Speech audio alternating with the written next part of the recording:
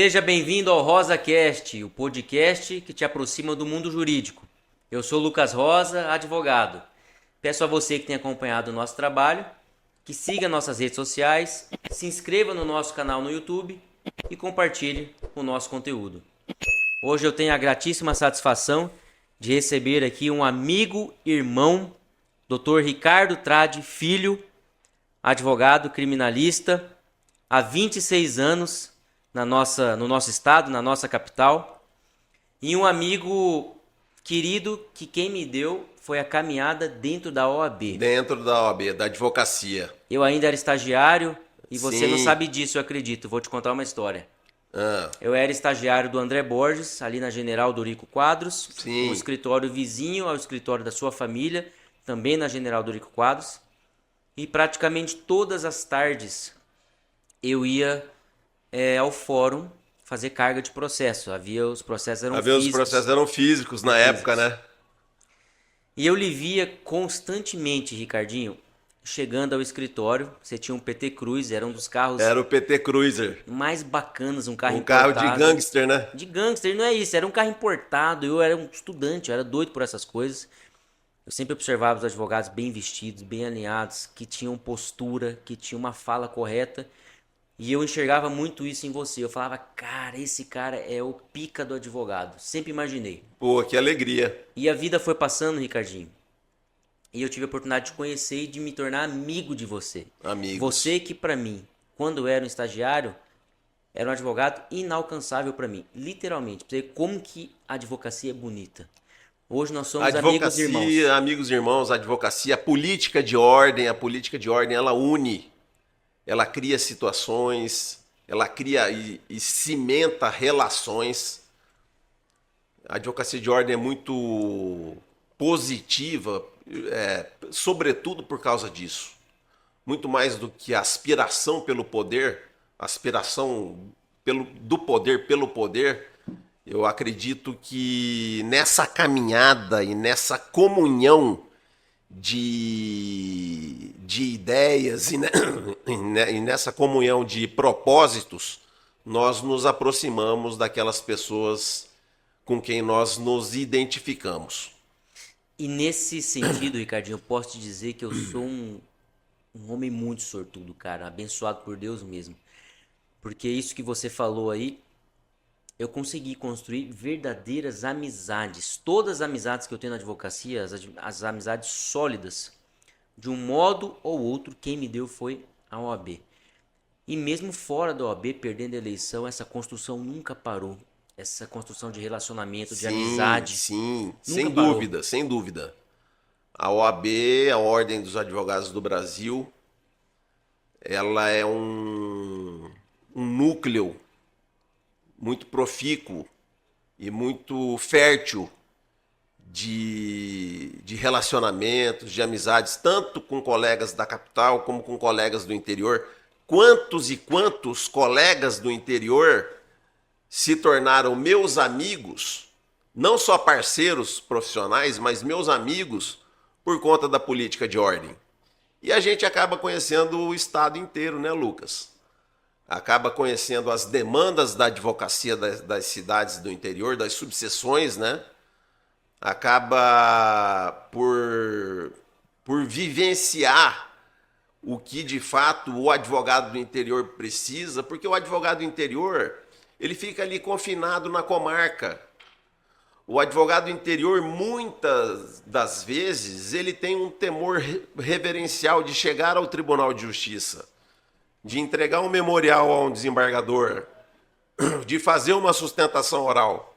Então, essa aproximação entre nós, advogados da capital, com eles, advogados do interior, é absolutamente sadia. E com a jovem advocacia também, Ricardinho, sabe? Sim, sim. E eu vou te dizer uma coisa.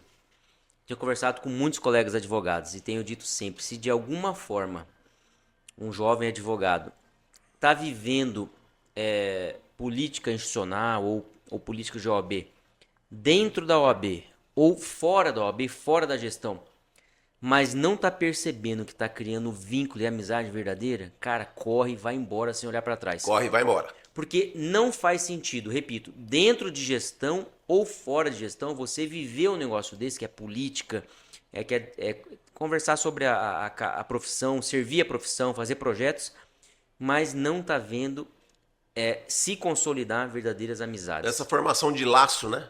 É. Essa formação de vínculo. Enfim. Mas, Ricardinho, eu tenho a curiosidade muito grande de saber Qual é? Me a diga aí. história da sua vida. Me diga aí. Onde você nasceu, quantos irmãos você tem, por que resolveu fazer direito e mais, a sua família é tradicionalíssima no estado. Sim. É um símbolo, praticamente mesmo. Me conta um pouco sobre isso. Ô, Lucas, eu sou nascido e criado em Campo Grande. Eu tenho uma identificação muito forte e um liame muito forte com com um país e com uma cidade no Brasil em particular. Com um país, com o Líbano, que está sofrendo aí essas agruras dessa guerra com Israel. Porque o meu avô, Assaf Tradi, que foi cônsul do Líbano aqui no estado de Mato Grosso do Sul, ele imigrou do Líbano junto com a minha avó, Margarida Maksud. Portanto, eu assino Ricardo Tradi Filho, mas eu também sou Maksud.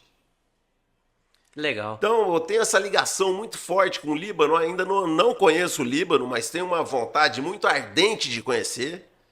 E passado essa ebulição da guerra, com certeza eu irei lá encontrar meus parentes, encontrar os meus primos, os meus tios que ali residem. E uma identificação muito forte que eu tenho é com a cidade do Rio de Janeiro. Eu vou te dizer o porquê, Lucas. Porque o meu pai, ele começou na advocacia de baixo. Ele começou morando ali numa kitnet, no bairro de Copacabana, no Rio de Janeiro, junto com mais 4 companheiros de república. E ele cursou a Faculdade Nacional de Direito. E para custear as despesas dele da República e despesas com alimentação e de mandar um dinheirinho pro meu avô, ele foi caixa de banco. E ele me contava muitas histórias interessantes sobre o ativismo estudantil, sobre a vida estudantil. Ele foi líder estudantil, um dos ferrenhos defensor no campo da universidade, um dos ferrenhos defensores da liberdade de opinião, da liberdade de expressão naqueles tempos de época de chumbo, né? Da época de ditadura militar. Portanto, eu sou nascido em Campo Grande, mas tenho uma ligação fortíssima com o Líbano, terra dos meus avós, e com a cidade do Rio de Janeiro, que foi onde meu pai se fez advogado e passou por influenciar, então, a mim e a meus irmãos para cursar a faculdade de Direito. Então, para você ter uma ideia, nós 5 somos formados em Direito. E os 5, à exceção da Giovana, que ela faz Direito Médico, mas eu com o José fazemos advocacia criminal. Eu costumo dizer o seguinte, que eu sou criminalista por disposição genética. Mas minha formação de especialização é de processo civil pela PUC. Eu, quando comecei a advogar, na verdade eu era ainda acadêmico de direito e estudante de direito, e meu sonho, veja só você, o meu sonho era ser inscrito na Ordem dos Advogados do Brasil. Era ser inscrito, ainda que na condição de estagiário. Legal, cara. Era o meu sonho. Era ter a carteira azul. Era ostentar de uma forma mais pura possível a carteira azul. E assim ocorreu. Quando eu ingressei no 4º ano de Direito, eu requeri a minha inscrição como estagiário e foi deferida. a inscrição como estagiário, e aí eu passei a advogar na companhia do meu pai, na companhia do Marcos Trade, na companhia do Fábio, que foram meus verdadeiros mentores e minhas verdadeiras referências no início da profissão. Que referências, hein, Ricardinho? Altas referências. Altas referências. Eles são oradores, assim, exímios. Então, você tem um pouco deles nisso aí? Eu creio que sim. Eu vou te dizer o seguinte. Quando eu entrei na faculdade de Direito, eu entrei muito novo, com 17 anos de idade. Com 17 anos de idade eu entrei na faculdade de Direito. Não sabia o que eu estava fazendo ali, confesso. Não sabia o que eu estava fazendo ali. Bom, na primeira prova de introdução ao estudo do direito, um professor sisudo, um professor austero, ele costumava dar nota e fazer uma observação ao lado da nota. E veja você que eu tirei 4 na primeira avaliação. Caramba. Você falou de oratória, eu vou chegar lá. E esse professor, ele costumava fazer uma observação do lado da nota, e assim o fez na minha prova. Dizendo o seguinte, que se eu não fosse mais focado nas aulas, e se eu não prestasse mais atenção na transmissão e na captação de conteúdo, eu não ia seguir os passos do clã. Olha que forte. Do clã. Do clã. Rapaz, eu tinha 2 opções. Ou aquilo para mim seria um balde de água fria para eu largar a faculdade de Direito, ou aquilo poderia ser um puxão de orelha para eu definitivamente me engajar nos estudos. E eu tive para mim como um puxão de orelha, porque nas outras provas foram 10, 10 e 10. Que legal. E aí, durante o curso da faculdade, eu comecei a me desinibir, né? Tendo oradores famosos aí, e oradores de referência na família, eu passei então a apresentar trabalhos. A minha primeira sustentação oral no Tribunal de Justiça foi com 21 anos de idade. Foi com 21 anos de idade, a minha primeira sustentação oral. E dali em diante, é lógico, o frio na barriga, ele vem. Mas o desafio e a emoção do falar em público e de você transmitir conhecimento é muito maior do que isso. Cara, que demais. E o clã? Era o clã Trade. Era o clã Trade. Exato, e continua sendo, né? E continua sendo. E aí no começo, eu fazia advocacia criminal e advocacia civil. Meu pai falava uma frase, e que eu guardo aqui no meu coração e na minha memória, é uma frase de Nelson Rodrigues, que a liberdade, ela é mais importante do que o próprio pão. A liberdade é mais importante do que o próprio pão. E fui tomando gosto pela defesa da liberdade das pessoas. Fui tomando gosto pela defesa do patrimônio das pessoas.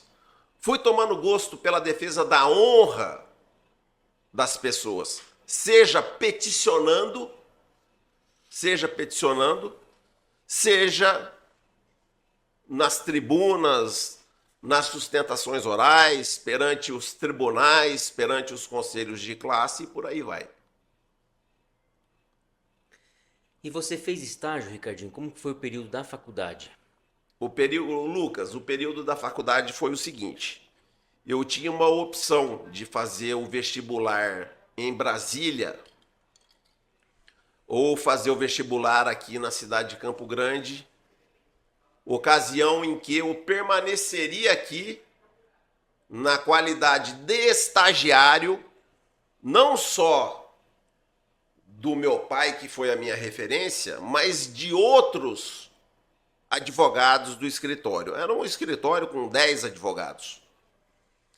E eu optei por ficar aqui, para poder ter a vivência da prática, para poder ter a vivência do direito na realidade, para poder atender já estagiário clientes.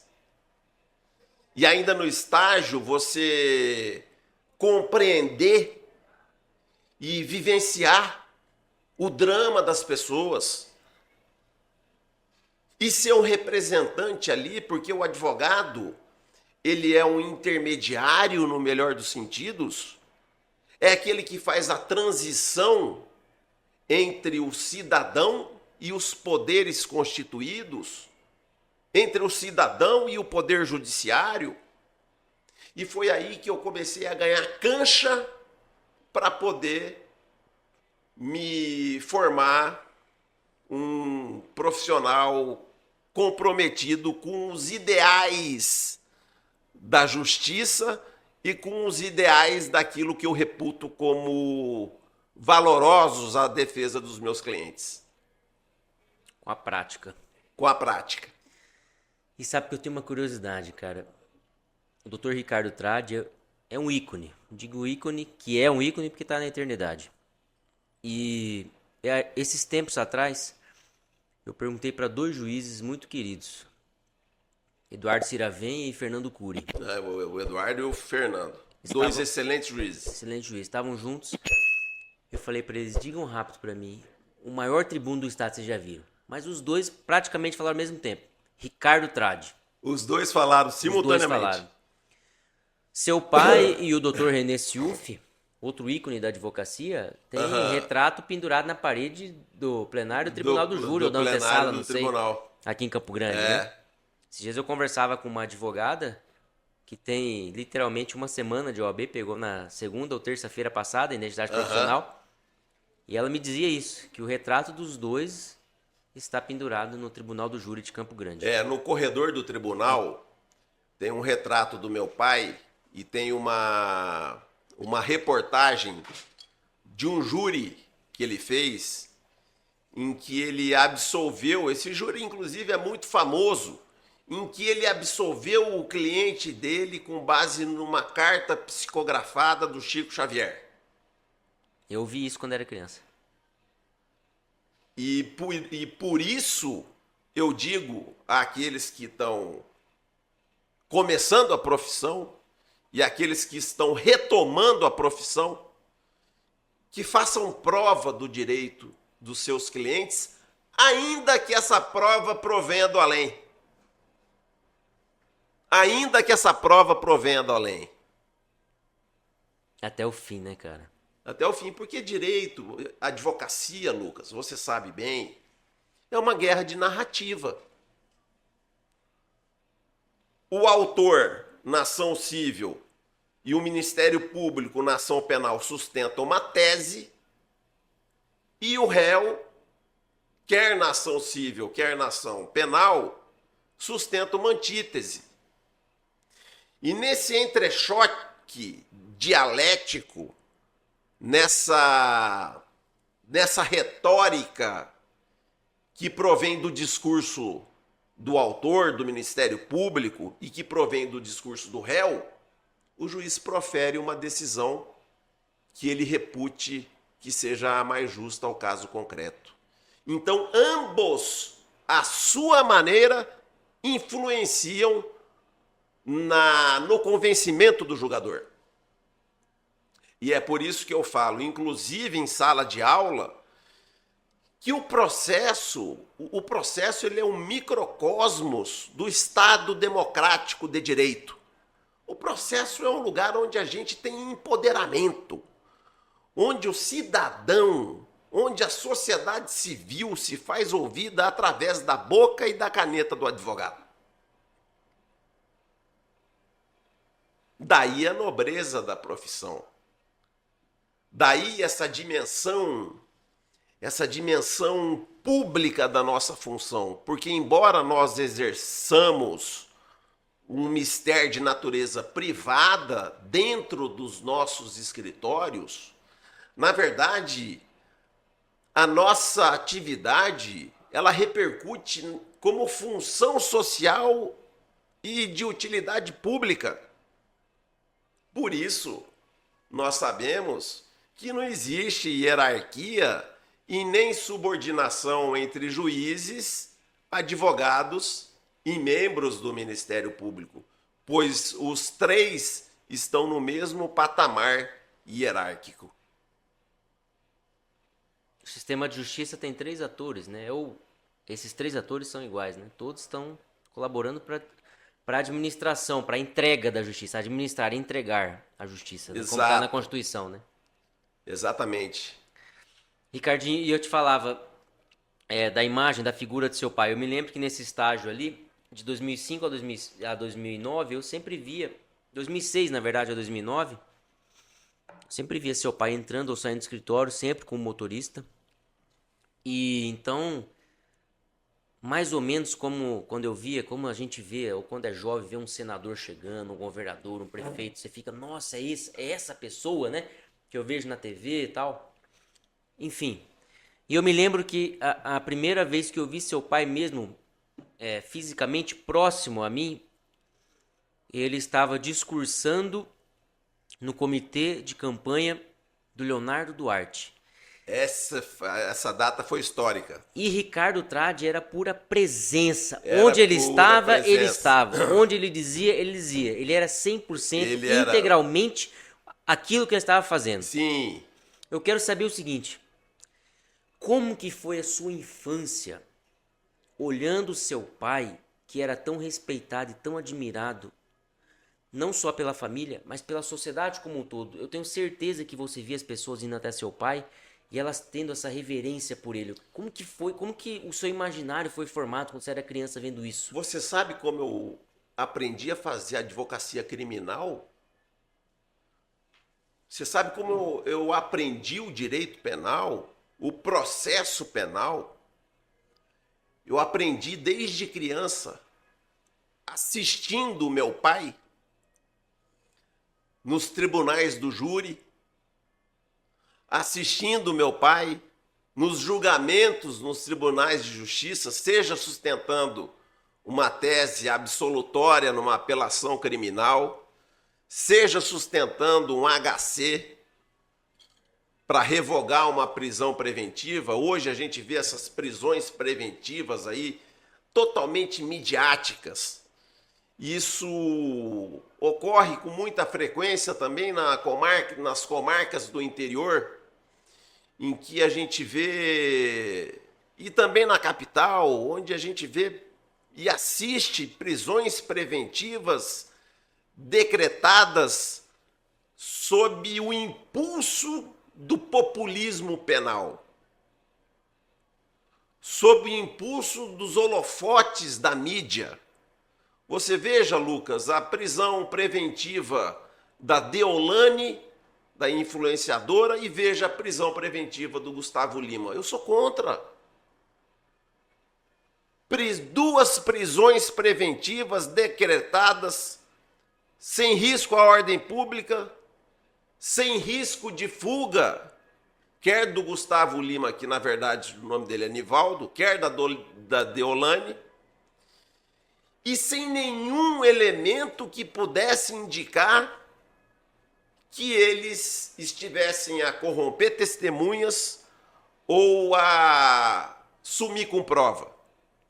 Então, essas prisões preventivas ilegais e midiáticas, tais como as decretadas em desfavor da Deolane e do Gustavo Lima, eu via meu pai revogar a prisão desse naipe através de HC, através de pedido de revogação de prisão preventiva. E ele costumava me dizer o seguinte, e isso eu faço até hoje, que a advocacia, Lucas, ela se faz na sola do sapato. De nada adianta, diante desse arsenal de processos que entulham os fóruns e os nossos tribunais, diante desse acervo gigante de processo, é quase inócuo você protocolar uma petição, protocolar um pedido de liminar e aguardar o despacho do juiz, do desembargador ou do ministro. Sem o acompanhamento ativo, né? Sem um acompanhamento, sem uma presença ali física, ou uma presença através desses meios de telechamada que a pandemia trouxe aí ao nosso dia a dia, né? Seja os despachos por videoconferência, seja as audiências por videoconferência, ou até mesmo os julgamentos. Lembra do ministro Teori Zavascki? O ministro Teori Zavascki, ele tinha uma frase muito interessante. Ele disse uma certa ocasião, a propósito do artigo 133 da Constituição Federal, que fala que o advogado é indispensável à administração da justiça, o Teori Zavascki, ele dizia que ele advogou muitos anos e que sabia muito bem da importância social e argumentativa do advogado. E aqui o mais interessante, dizia ele, que do ponto de vista do juiz, não há melhor auxiliar da sentença do que um bom advogado. Isso foi um ministro do Supremo Tribunal Federal quem falou. Não existe melhor auxiliar da sentença do que um bom advogado. E é verdade. E é verdade. Nessa atmosfera, Lucas, que a gente vive de judicialização de tudo. Da vida. Da vida.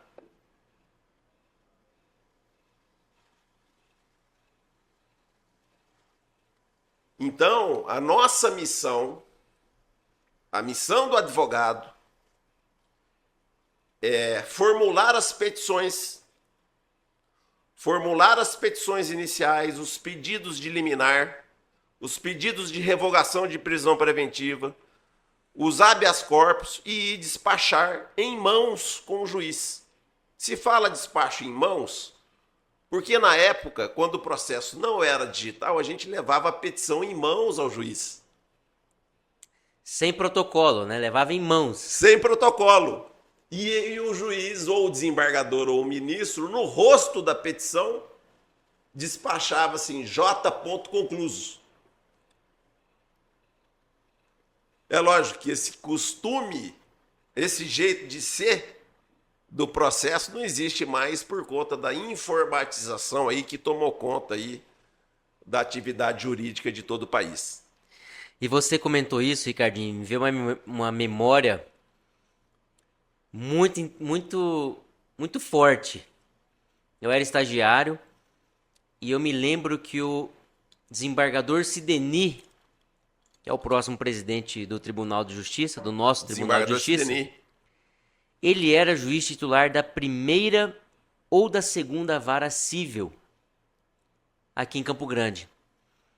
E eu sempre ia ao fórum mais ou menos na hora do almoço, porque era o horário que tinha menos pessoas. menos fluxo de O gente. atendimento era melhor, tudo mais. E eu sempre chegava no fórum, tinha uma banquetinha já preparada para ele no cartório. Porque ele saía do gabinete, despachava todas as petições iniciais. Na caneta. Na caneta ali. E eu Olha me lembro, só. sempre que eu chegava no fórum, o Dr. Sideni, hoje o desembargador Sideni, estava despachando as petições na própria capa delas. Junte-se, intime-se, alguma me lembro, coisa. você falou do desembargador Sideni, ele era juiz na 7ª Vara Civil. 7ª civil, então, então é isso. 7ª Vara Civil. E eu me lembro que numa oportunidade, eu advogava por uma empresa que comercializava sementes. Fez um contrato de compra e venda com uma outra sementeira e vendeu o produto e o produto não foi pago. E eu fui contratado para ajuizar a ação de execução ou ação de cobrança. Mas é o que eu sempre digo, comece o processo, seja o penal, seja o cível, com uma liminar debaixo do braço.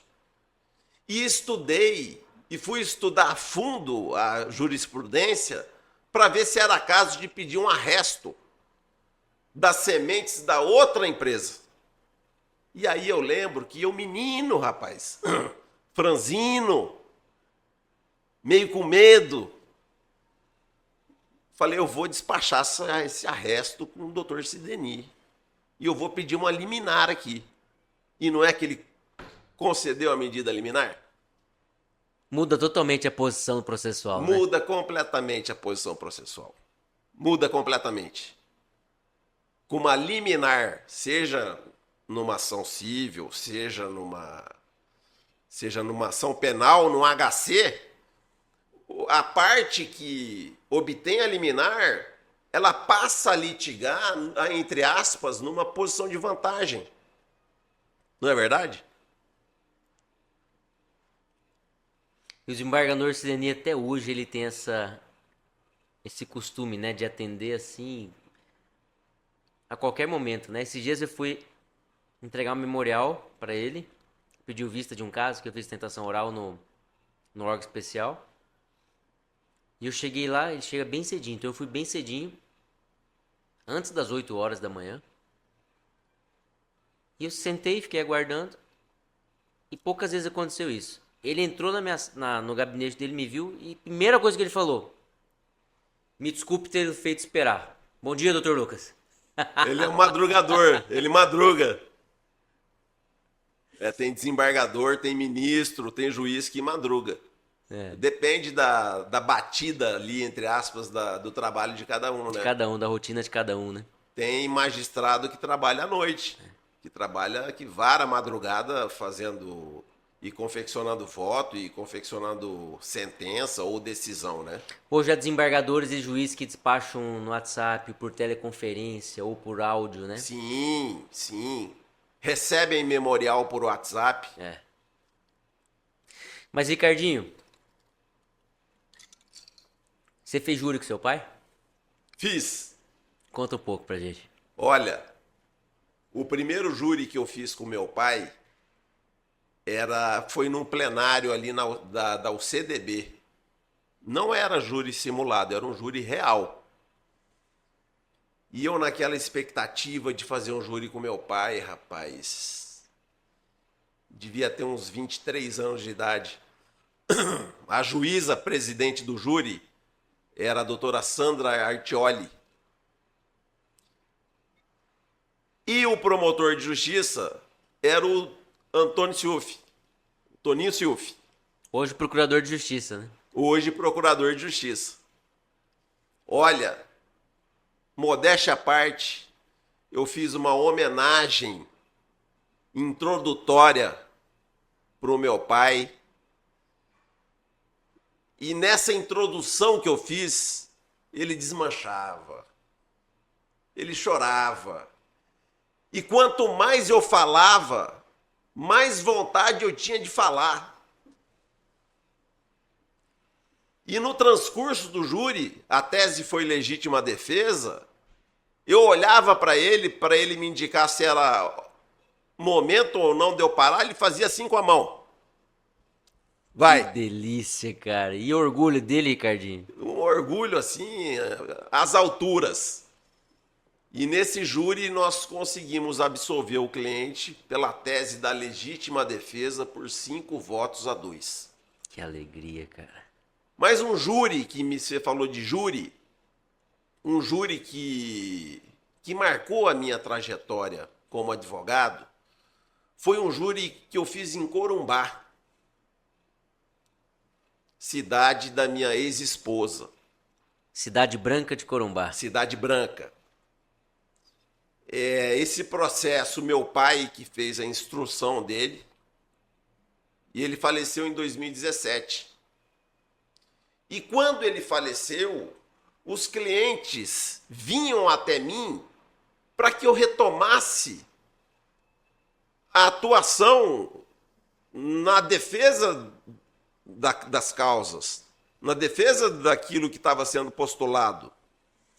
E esse júri foi um rescaldo daquelas causas que ele pegou em vida, porque ele faleceu em 2017 e esse júri eu fiz em 2019.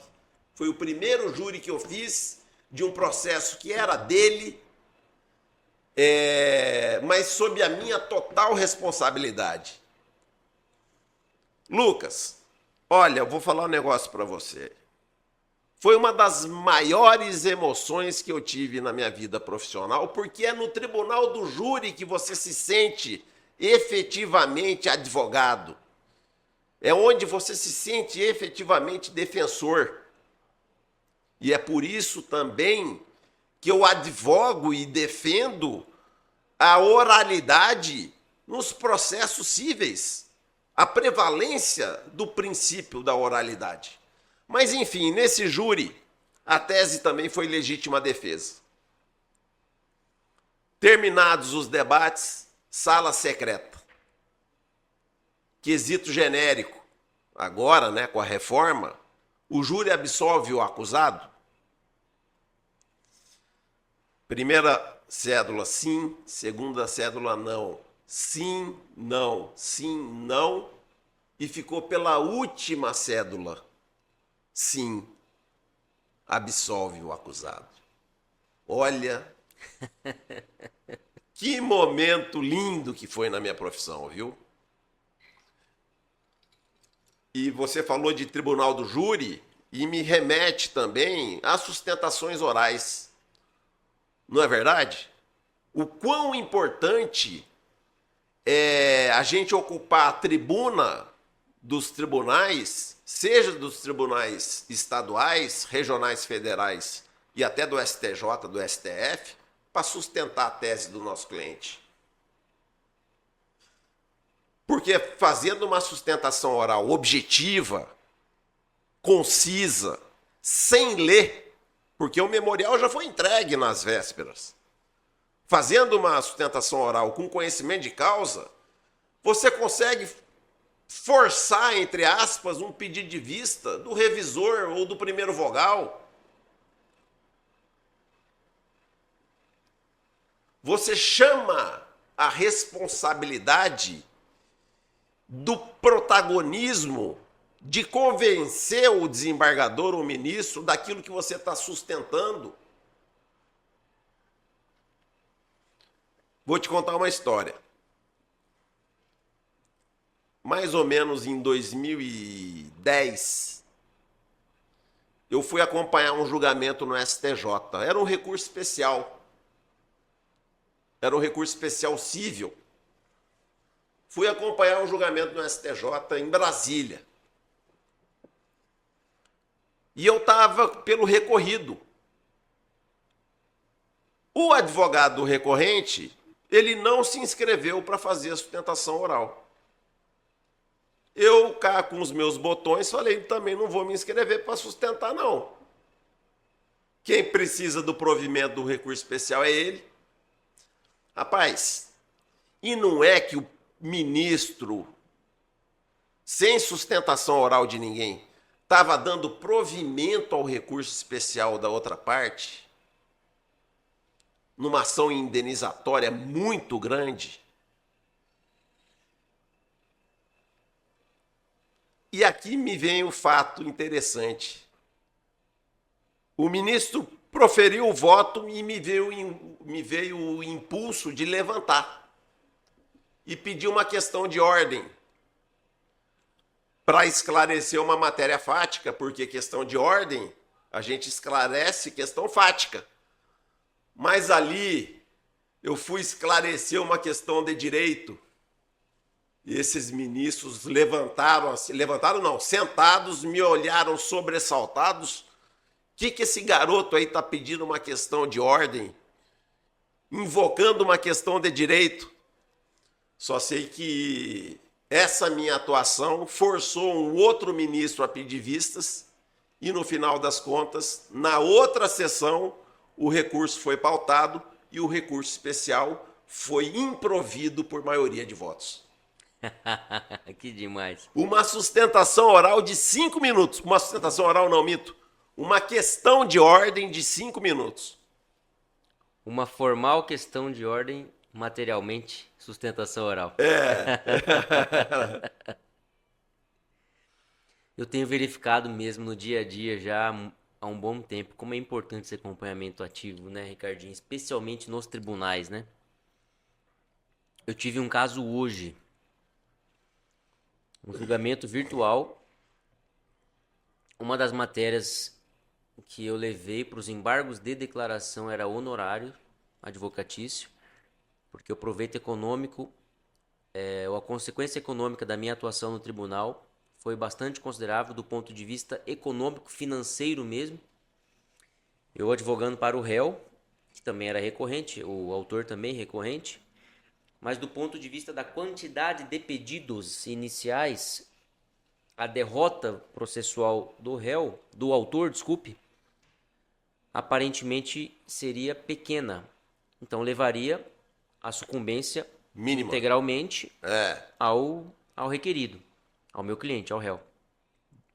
Mas muitas vezes o direito tem essas nuances, né? O proveito econômico financeiro da atuação no tribunal, seja ceifando alguns pedidos que haviam sido acolhidos em primeiro grau, seja com matéria de ordem pública que eu verifiquei que era possível ser levantada, havia uma condenação que não, para a qual não havia pedido inicial. Houve uma confusão na instrução processual, foi acolhida uma condenação, foi tão sutil que eu assumi esse processo já em julgamento no tribunal, que as próprias partes não verificaram. Era muito sutil, mas a repercussão econômica era grande. Levantei essa matéria em memorial e nessa oportunidade eu juntei o memorial, porque era matéria nova, juntei nos autos do processo. Perfeito. Geralmente não se faz isso, né? Juntar memorial, que você entrega pessoalmente, você não junta antes do julgamento, geralmente. E também consegui consegui que fosse acolhido o pedido de redução de algumas condenações. Isso repercutiu financeiramente de maneira forte. No julgamento dos recursos de apelação, constou, ainda como veio na sentença, sucumbência mínima pelo réu, pelo autor, então ausência de responsabilidade do autor por honorários. Certo. Eu coloquei essa matéria dentre as outras pré-questionadas para recurso especial nos embargos de declaração. Pois bem, sexta-feira, eram umas 3, 4 horas da tarde. Esses processos, eu especialmente quando sou contratado para atuar no tribunal, faço um acompanhamento ativo mesmo, inclusive de extrato processual diariamente. Então, uma relação aos processos, todos os dias eu entro para verificar qual é o andamento. E verifiquei uma movimentação de julgamento virtual iniciado. E eu já tinha me oposto, inclusive, ao julgamento virtual, pedindo presencial. Uma falha. É algo que vem acontecendo e precisa ser discutido, inclusive. Mas, bem, o que eu estou falando é outra coisa. E verifiquei a emissão de relação já para o diário de hoje, segunda-feira. Pois já era muito tarde, não haveria tempo de eu ir até o tribunal entregar memoriais. Fiz esses memoriais na segunda-feira, bem cedinho, no sábado, bem cedinho, e hoje, após o almoço, fui entregar. Entreguei para o relator e para os 2 vogais. Um dos vogais foi muito gentil e abriu o sistema para verificar aquela matéria que eu estava levando para ele. E me disse, olha, o julgamento já foi encerrado. Não me diga. E eu pensei, poxa vida, né? Menos de 24 horas úteis. Eu fui rápido, trouxe o memorial no dia em que foi publicado o julgamento virtual. Hoje, segunda-feira, o diário é de hoje. Mas ainda pedi desembargador.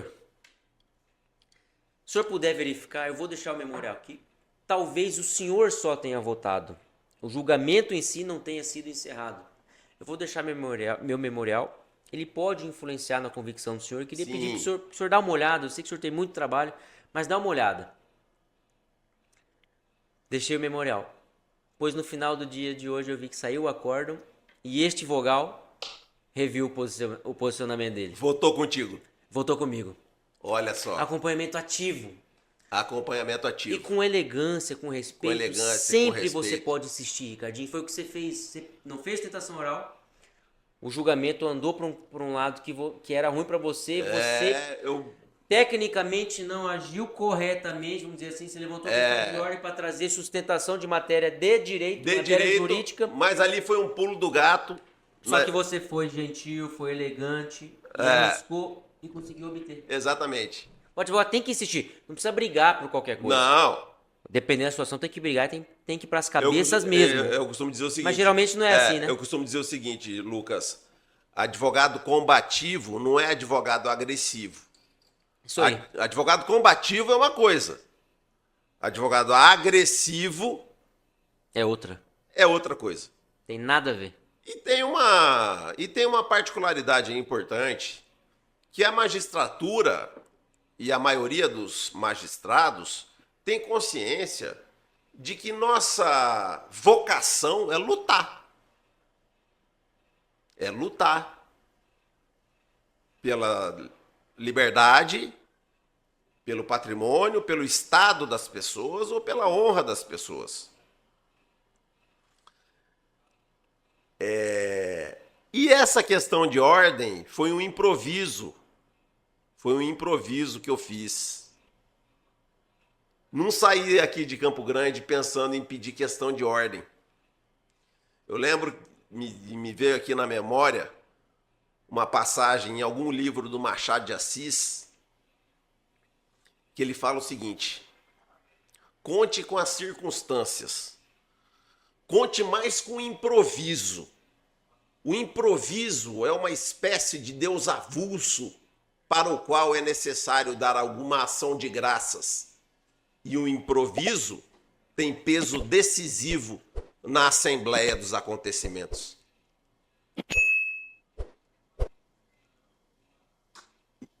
Portanto, a nossa atividade advocatícia, ela ocorre, Lucas, na fluidez do improviso.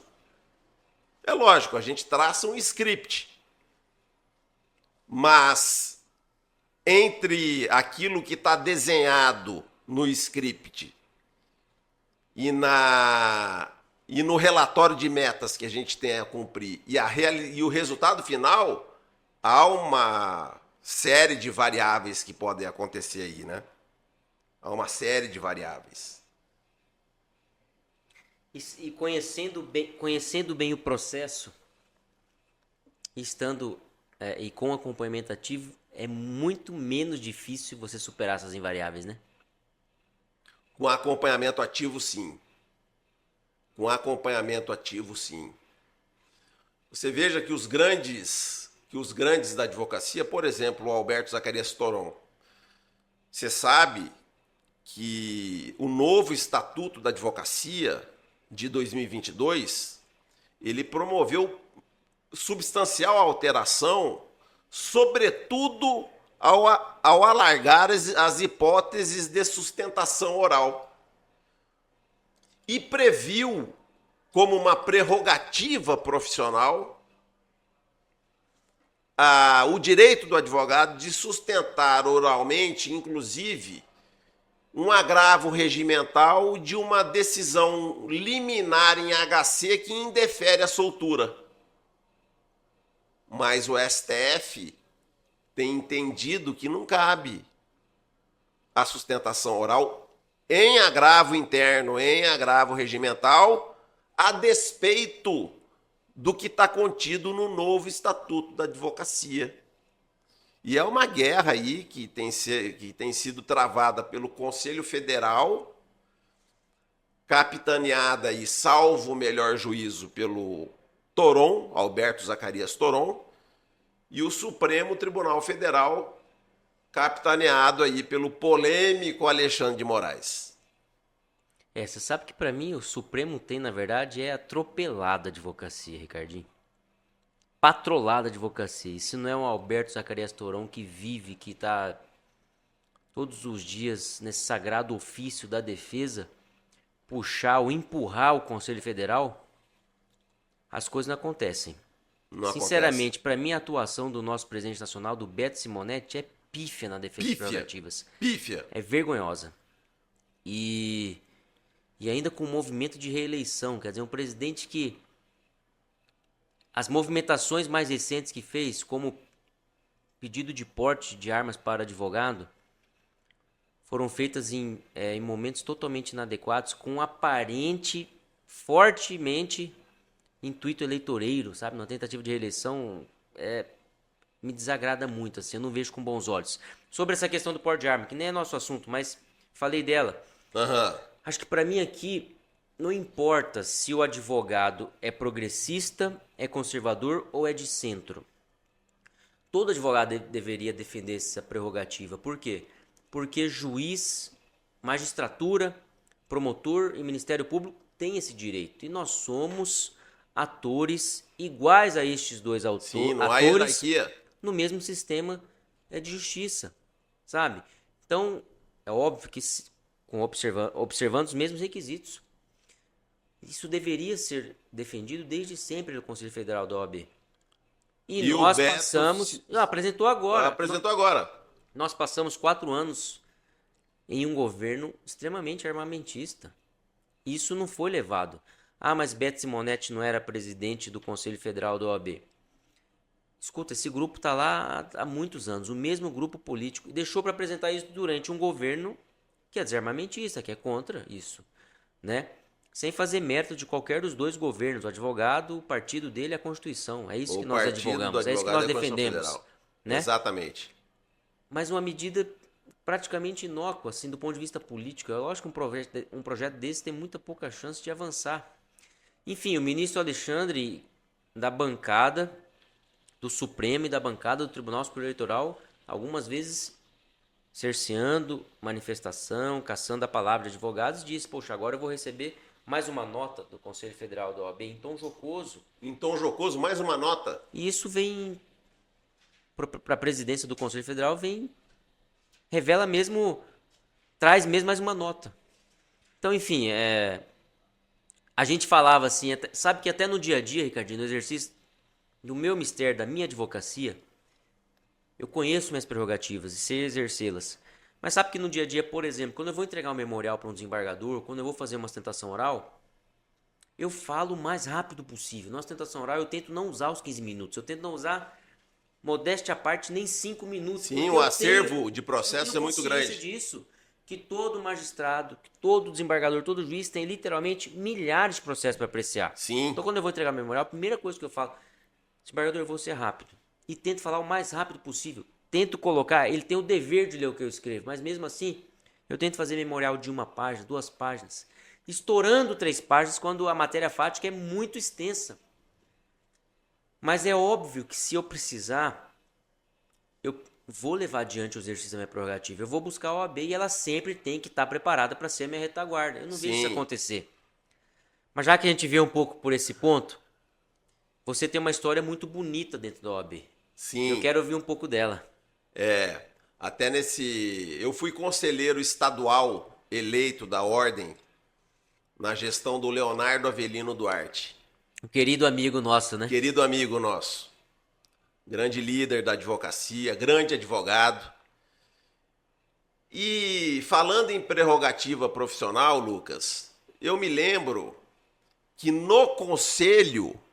lá no conselho, eu fui relator de vários pedidos de desagravo público contra autoridades constituídas que feriam prerrogativas profissionais.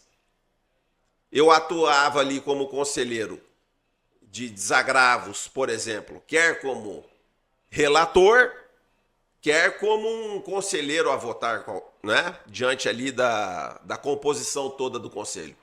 Então foram vários os pedidos de desagravo que nós concedemos aos nossos colegas aí, inclusive situação envolvendo honorários advocatícios. Eu fui presidente da Comissão Nacional de Acesso à Justiça e fui presidente aqui da nossa seccional da Comissão de Fiscalização de Honorários Advocatícios. E aqui é um ponto fundamental, porque você sabe que, conforme já decidiu o STF e o STJ, honorário advocatício é verba de natureza alimentar. Honorário advocatício goza de preferência e prioridade sobre créditos outros de quaisquer natureza. De modo que eu recebia como conselheiro e como presidente da Comissão de Fiscalização de Honorários Advocatícios vários pedidos de colegas para que a OAB interviesse em processos cuja sucumbência foi fixada em patamar irrisório e insignificante. De sucumbência fixada em patamar aviltante. E hoje, com o Código de Processo Civil de 2015 e com a jurisprudência pacificada, quer do Supremo, quer do Superior Tribunal de Justiça, nós temos aí honorários que devem ser fixados entre 10% a 20% do valor da causa ou do benefício econômico. Então, a nossa classe, Lucas, a classe dos advogados, ela precisa fazer valer essa condição de verba alimentar dos nossos honorários. Nós não temos vencimentos ao final do mês. Nós não temos subsídios. Nós vivemos exclusivamente de honorários advocatícios. Inclusive, salvo o melhor juízo, nessa lei de 2022 que alterou o estatuto da OAB, o legislador fez incidir a decisão do STJ e do STF como uma norma cujo conteúdo, cuja força normativa é estabelecer honorários advocatícios de 10% a 20% sobre o valor da causa ou do benefício econômico. Importante, né? Muito importante. E honorário acaba sendo prerrogativa também, né? Prerrogativa. Eu tenho conversado com muitos colegas.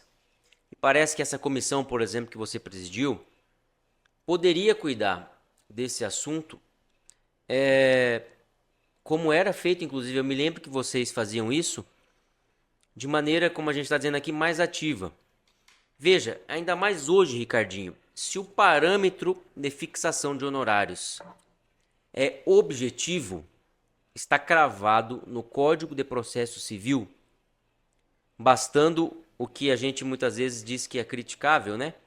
Uma interpretação textual, diante da clareza mesmo do texto normativo. Uhum. Qualquer autoridade, portanto, que desborde deste texto está praticando um ato ilegal e abusivo.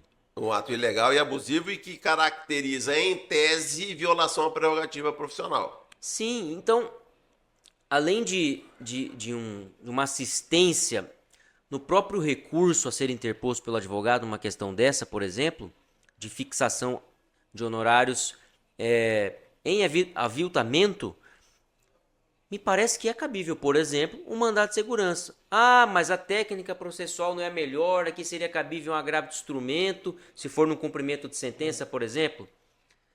Escuta, nós precisamos descobrir e fazer ser cabível isso. Cabe à advocacia se defender. Sim. Bem, se é um agravo de instrumento, o efeito suspensivo não é automático, então cabe. Se a decisão é ilegal e abusiva, eu posso sustentar que ela é teratológica, porque está desbordando de texto expresso claro mesmo. E aí caberia o mandado de segurança. E aí a advocacia vai sustentar, este ato aqui, ele é ilegal e abusivo. E esse é o termo que se usa para manejar mandado de segurança. Ato ilegal, e abusivo, violador de direito líquido e certo. E aí muda a figura. Aí a pessoa que impetrou o mandado de segurança ou a instituição que o fez vai defender perante o órgão superior que aquela decisão é ilegal e abusiva. Mas vai diante da autoridade dizer, me desculpe, o senhor tem que prestar informações. Mas eu não tenho visto a OAB se habilitar como assistente. Posso estar enganado. Mas até onde eu saiba, a OAB não tem se habilitado como assistente em processos em que honorários advocatícios são fixados de forma aviltante e irrisória.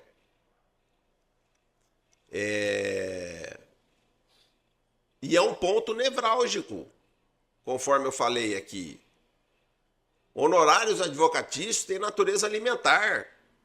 São verbas, e é verba de caráter preferencial e prioritário. A dimensão da eficácia normativa desse conteúdo decisório é muito forte. É muito forte. E o Supremo, assim, pelo que eu vejo, o STJ tem dado cumprimento aí ao que estabelece o Estatuto da Advocacia e o Código de Processo Civil, fixando de 10% a 20%, mas em alguns casos eu tenho visto, não sei se você tem visto também, o STJ relativizar esse dogma, essa norma.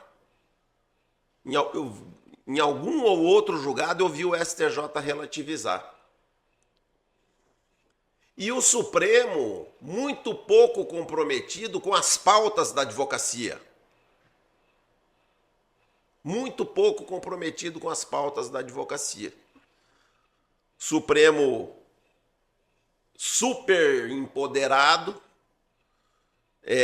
cuja competência aí vai desde o julgamento de um furto ocorrido num supermercado até a declaração de inconstitucionalidade de uma lei. A gente vê aí um Supremo praticando ativismo judicial.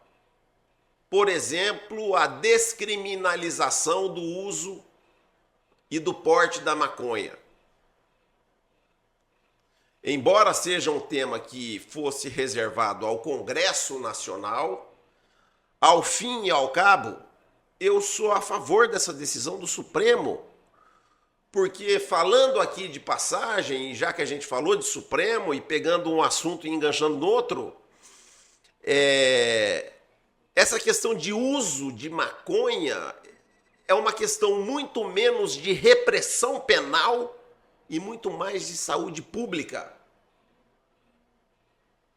De modo que o Congresso Nacional deveria ter legislado e alterado a lei de drogas neste ponto. Mas diante da inércia do Legislativo, diante de uma omissão parlamentar eloquente, vem o Supremo e fala: eu vou assumir o vácuo de poder. Eu vou assumir esse vácuo de poder e vou legislar.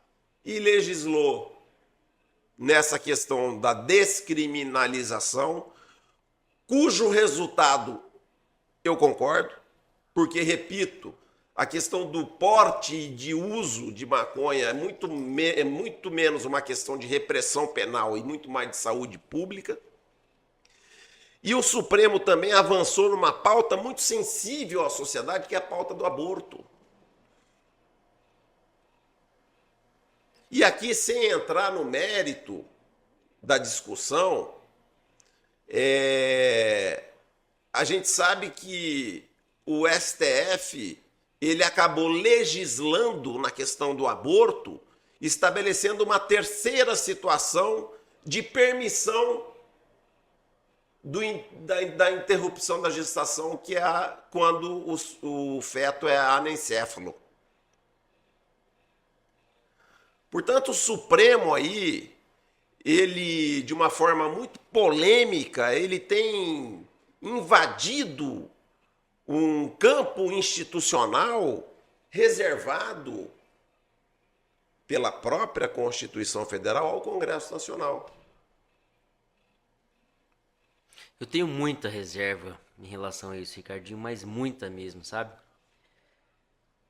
Acho que há um preço para viver no Estado democrático de direito regido por uma norma superior, que é a Constituição, que é cada poder respeitar suas atribuições e se autoconter mesmo nas hipóteses em que o outro poder esteja sendo omisso.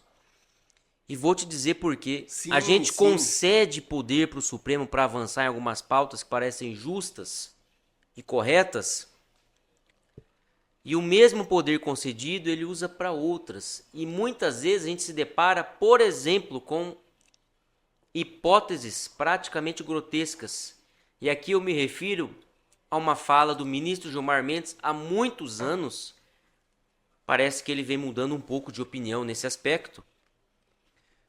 Mas eu me lembro como se fosse hoje. Eu estava embarcando num voo no aeroporto aqui de Campo Grande e me lembro que o ministro Gilmar Mendes deu uma declaração, mas muito incomodado, dizendo o seguinte: naquele período, uma das turmas do Supremo Tribunal Federal votou ser jurídico, ser possível o aborto até 12 semanas. Sim, Simplesmente por si só. Sim, por si só. Um voto, me perdoe o parênteses, um voto da relatoria, salvo melhor juízo, da ministra Rosa Weber, que aposentou, não é isso? Não me lembro se foi dela ou do ministro Barroso, mas ele dizia: olha, o Supremo aprova numa das turmas que não contém todos os ministros,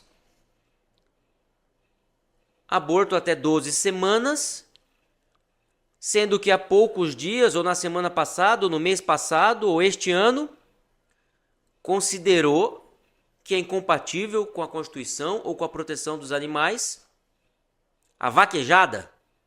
Você vê, que Entende? disparate. Então o ministro Gilmar Mendes dava aquela declaração dizendo: isso é totalmente incongruente, isso é um absurdo. E isso vem acontecendo cotidianamente. Supremo, cujo presidente hoje diz, obviamente utilizando os argumentos que entende cabíveis, que cabe à Suprema Corte hoje recolocar a sociedade nos trilhos. Como se estivesse depurando a sociedade. Cabe ao Supremo Tribunal Federal depurar a sociedade, ser uma corte iluminista, iluminar a sociedade. Iluminar a sociedade. Inclusive, se houve aí na imprensa que o STF estaria a reescrever a história da política nacional com relação à Operação Lava Jato. E aqui eu entro num tema sensível. Eu tenho muitas críticas ao STF. Muitas e muitas críticas.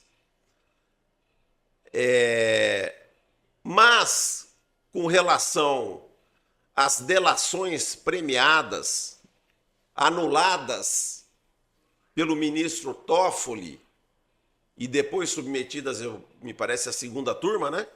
Que confirmou a decisão do ministro Toffoli, que anulou a delação, não me lembro se anulou a delação premiada ou se relativizou a delação premiada do Léo Pinheiro e do Marcelo Odebrecht. São decisões recentes do Supremo. Mas nesse caso, eu tenho comigo que o STF não está reescrevendo a história. E eu não estou aqui sustentando que não houve corrupção no governo do PT, porque houve corrupção no governo do PT. Mas a toda evidência, isso ficou esclarecido na Operação Spoofing, que juiz, o Sérgio Moro, junto com o Ministério Público, o Dallagnol, eles combinavam. Isso foi parar no Supremo para definir sobre a legitimidade dessa conduta de combinar sentença entre Ministério Público, federal no caso, e o juiz de direito, o ministro Sérgio Moro. Então me parece aí, e enfatizando, não estou falando que não houve corrupção no governo Lula, no governo do PT, houve corrupção. Ocorre que a cadeia de custódia da prova restou viciada por força das coações, extraídas das delações premiadas, que foram delações muitas vezes viciadas. E já que estamos falando em delação premiada, é importante nós lermos o Estatuto da Advocacia, que foi alterado substancialmente por uma lei de 2022, porque estabeleceu como infração ética e passível de punição, até de cassação do registro profissional, salvo melhor juízo, a conduta do advogado que delata seu cliente. Isso é algo inconcebível, né? Isso é algo inconcebível, você veja. É como um pai e uma mãe não cuidar do próprio filho. Isso aí não existe. Exatamente. Você veja a dimensão do sigilo profissional, o quão sagrado é o sigilo profissional. Esses dias eu ouvi aí uma decisão do STJ, num caso, nos autos de uma ação de recuperação judicial em que o MP acusava o administrador ali de praticar fraude contra credores numa organização criminosa, nos autos de uma ação penal, o Ministério Público se valeu da delação premiada de um advogado para formular a denúncia. Houve pedido de trancamento da ação penal perante o Tribunal de Justiça de Goiás. O HC, a ordem foi denegada. Houve recurso ao Superior Tribunal de Justiça. E então a ordem foi concedida para trancar a ação penal por conta da contaminação e por conta da ilegalidade da delação premiada, formulada e feita pelo advogado contra o seu ex-cliente. Não tinha outro caminho, né? Não tinha outro caminho. Deixa eu te dizer uma coisa. Você falava da Operação Lava Jato, né? E desde o início, assim, quem é fiel no pouco é fiel no muito. Eu via advogados que tinham acesso aos autos negados, o acesso negado, e a audiência aconteceria 4 ou 5 dias depois. Processos de 20, 30, 40 mil páginas. O juiz marcava a audiência numa quarta-feira da semana seguinte, na segunda da anterior. E o advogado não tinha acesso aos autos. Então, desde o início estava claro o que aconteceria. Agora, eu queria saber, Ricardinho, se esse tipo de violação, se esse tipo de ilegalidade, se esse tipo de triângulo ilegal na formação, constituição de provas, influenciando delegados de polícia, promotores e outros peritos técnicos auxiliares da justiça, se esse tipo de ilegalidade algum dia acontecer perante o Supremo Tribunal Federal ou dentro do Supremo Tribunal Federal, quem poderia corrigir? Para onde a sociedade iria? Para onde a sociedade vai? Será que um dia isso vai acontecer? Para quem recorreremos? Para o CNJ? Mas o CNJ não exerce função jurisdicional? Um juízo meramente hipotético, né? Exatamente. Quem está acima do Supremo? Pois é. Ricardinho, meu irmão, caminhando pro final aqui, pro encerramento, eu queria que você deixasse uma mensagem de fé e de esperança, como é próprio da sua vida. Eu convivo com você, especialmente para a jovem advocacia, que é 60% da advocacia do nosso estado. Nós somos 20 mil advogados. Olha, eu vou me dirigir aqui, portanto, nessa fala, à jovem advocacia do estado de Mato Grosso do Sul, a jovem advocacia que eu estou acompanhando agora que eu retomei a minha trajetória junto com a advocacia. Esses dias teve uma cerimônia aí de uma associação de jovens advogados. Eu tive a alegria de estar presente. E eu digo a vocês, essa nova geração de advogados, que estudem os casos concretos a partir da análise da jurisprudência dos tribunais. Que estudem os casos concretos à luz dos precedentes. Estou dando um testemunho, Lucas. Analise a jurisprudência do STJ, os julgados do STF, a jurisprudência do Tribunal de Justiça do Estado de Mato Grosso do Sul. Hoje a gente vive aí numa situação em que vários jovens advogados usam a plataforma do Instagram ou do TikTok para a promoção da sua atividade profissional. Não estou falando que isso é ilegal. Inclusive eu faço isso. Não estou falando que é ilegal. Inclusive eu quero retomar fazer isso. Porque é um fato inarredável dos mundos atuais, dos dias atuais. Mas a advocacia, o exercício da advocacia não se resume ao manual de petições. Tantos e tantos, aspas, influenciadores digitais que se vê, sobretudo no Instagram, vendendo banco de petições. Ora, a advocacia é uma atividade criativa. O advogado, ele vende, entre aspas, o saber dele, a intelectualidade dele. De modo que cuidado com aqueles que querem reduzir os fenômenos jurídicos a 10 ou 12 fórmulas mágicas. E aqui vai um conselho. Vou citar aqui Gonçalves Dias, famoso poeta e advogado brasileiro, e finalizo aqui dizendo: não chores, meu filho, não chores, que a vida é luta renhida e viver é lutar. A vida é combate, que os fracos abate, que os fortes, os bravos, só há de exaltar. É esse recado que eu deixo. Que presente, Ricardinho.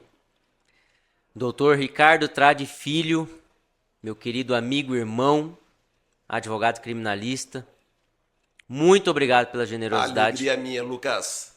E eu espero, se Deus quiser, que a nossa amizade, que tem 15 anos apenas, permaneça por pelo menos mais 45, meu irmão. Mais 45.